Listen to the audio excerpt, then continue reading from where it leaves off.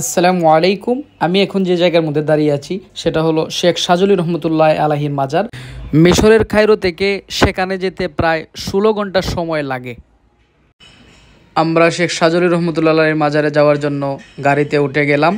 এখন সবাইকে গাড়িতে চড়ার দোয়া পড়ানো হচ্ছে। আল্লাহু আকবার, আল্লাহু আকবার, আল্লাহু আকবার। সুবহানাল্লাযী সাখখারা লানা, সুবহানাল্লাযী সাখখারা লানা হাযা ওয়া মা কুন্না লাহু মুকরিনিন, হাযা ওয়া মা কুন্না লাহু মুকরিনিন, ওয়া ইন্না ইলা রাব্বিনা লামুনকালিবুন, ওয়া ইন্না ইলা রাব্বিকা লামুনকালিবুন। আল্লাহুম্মা, আল্লাহুম্মা ইন্না নাসআলুকা ফি সাফারিনা হাযা, ফি সাফারিনা হাযা আল বিররা ওয়াত তাকওয়া, আল বিররা ওয়াত তাকওয়া ومن العمل ما ترضى. اللهم هون علينا سفرنا هذا وطوي عنا بعده.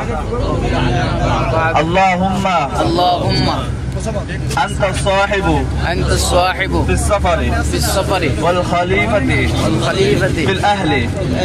اللهم إنا نعوذ بك من عثاء السفر. اللهم هون علينا سفرنا هذا.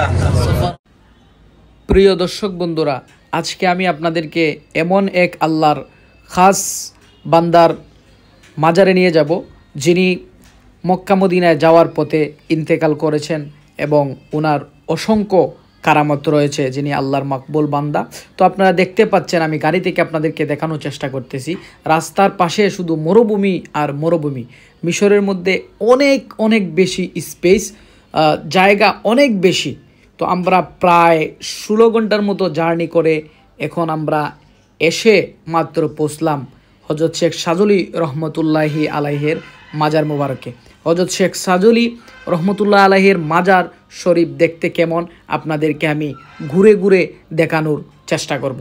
আপনারা অবশ্যই আমাদের সাথে থাকবেন, শেষ পর্যন্ত দেখবেন এবং আমাদেরকে সাপোর্ট করবেন। ধন্যবাদ।